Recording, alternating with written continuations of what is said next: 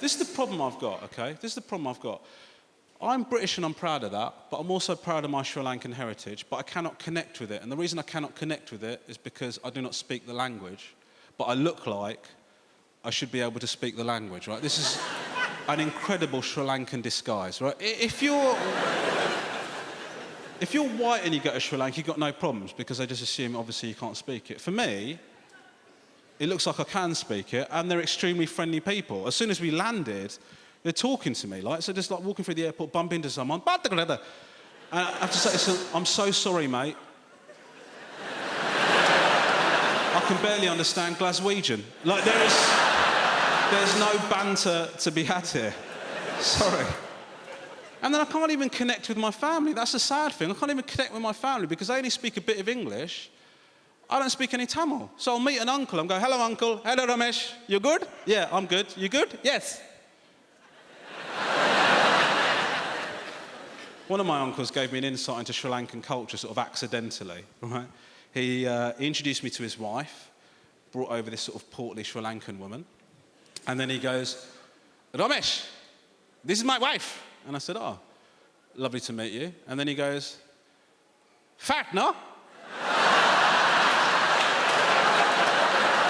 then I looked at her and she's going, fat, fat, fat, fat, fat, fat, fat. And then I realised my mum's not the arsehole, they're all arseholes. This is how they talk to each other. No British hang-ups. You're fat, you're ugly, who gives a shit? We can still be mates. Do you know what I mean?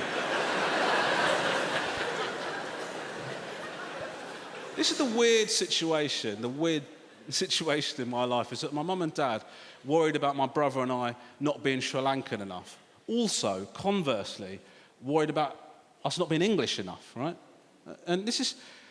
My mum was so worried about me growing up in this country, right? My mum and dad both so worried about me growing up in this country, they gave me a secret weapon, right?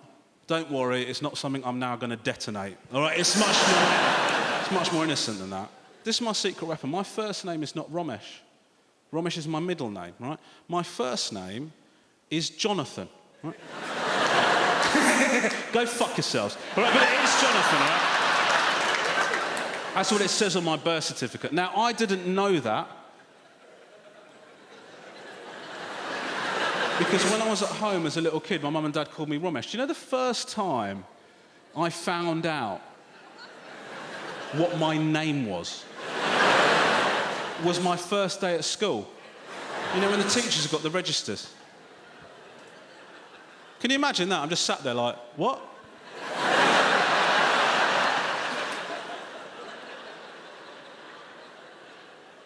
Your first day at school is difficult enough as it is, right? Without finding out you've got a secret identity. I came home, I said to him, I can't remember exactly what I said to my dad, something along the lines of, what is my name? And he said to me, well, we don't want to have to discuss this with you this early on, but I will explain it to you, Romesh. You know, in this country, there is discrimination, and sometimes you don't get opportunities that you deserve because of your ethnicity. So we thought you could use this name when you're applying for things.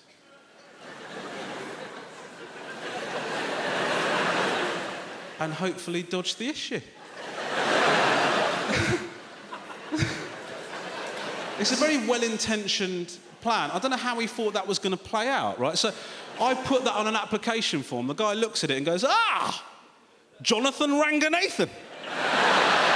Must be a white guy. Must be a white guy. Let's get him in. Let's get him in. No, finally, a good old traditional English name. No, this is great. No, good, I like the cut of his jib, this guy. No, good English fella. No, he's a front runner, I tell you. No, it's between him and Christopher Patel.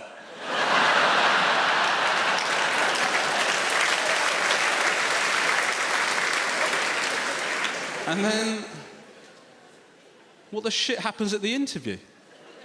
I mean, I've got to meet somebody, so I rock up there. Hello there, who are you? I'm Jonathan. You're Jonathan. What the fuck is going on here? Have you seen him? Well, does he look like, I thought he was the driver, but he's actually the applicant. Well, does he look like a Jonathan to you? He looks like he literally just stepped off a boat. So it's actually you that's Jonathan, yeah? I can't fucking believe this. Can we just get that light on? No, he is that dark. Jesus. Well, I blame you for this. Well, we had exactly the same problem with Christopher.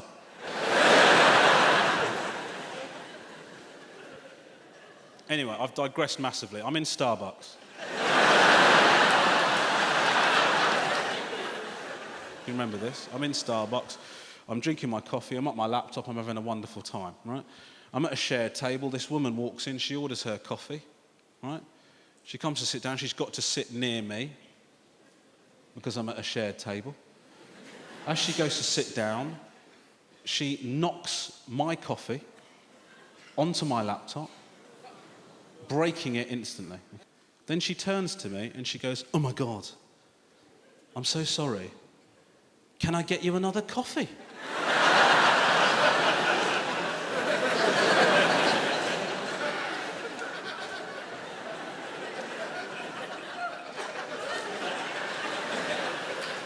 Yeah, that would be great. Thank you so much. I will have a MacBookachino. So this is how Starbucks showed me how British I am, right? The woman spilt the coffee. I've gone to her, "Oh my God. Well, the important thing is, are you okay?" "Please don't worry about getting me another coffee. I'll just pour the coffee from the laptop back into my cup." "Well, yes, it is completely destroyed, but at least I've made a friend."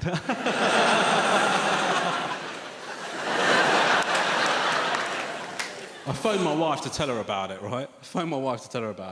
And I love my wife very much. But what I discovered is, when something horrible happens to you, and you tell the person that you care about more than anyone else in the world about what happened, every single thing they say is fucking annoying. Like, every single word that woman said made me want to punch a wall until my knuckles bled. I couldn't believe it. You know what she said to me? "Is it broken? Is it broken?" "No. If anything, it's running faster. It's got a nice little coffee smell. Just thought I'd phone you up, let you know the good news. Yeah, everything's coming up, Romesh."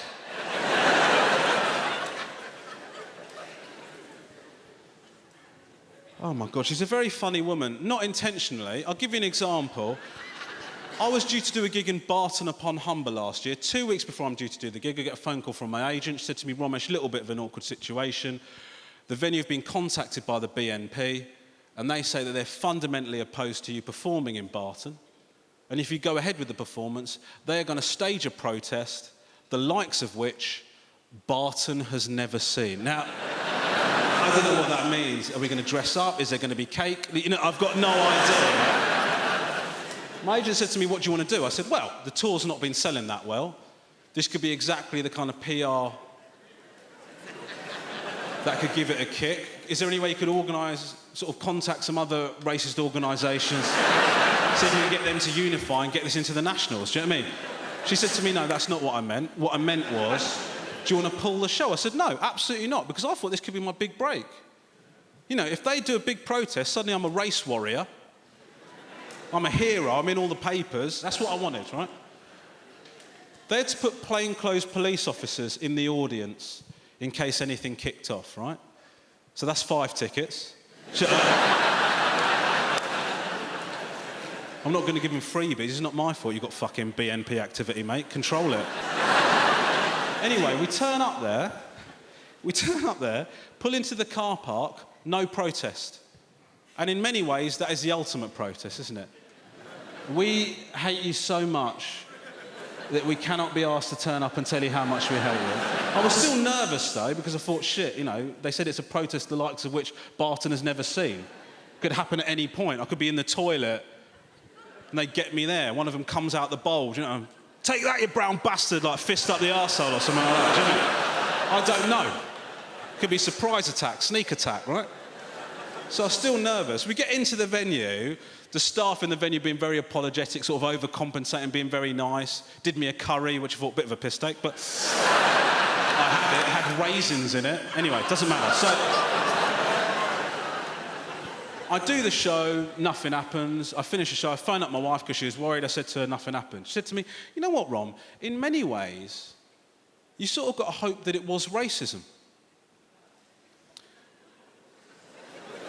And I said to her, "What the fuck are you talking about?" And she said to me, "Well, imagine if it wasn't. That would be much worse. Imagine if the BNP contacted the venue and said, 'Hello, this is the BNP. We're fundamentally opposed to Romesh performing in Barton.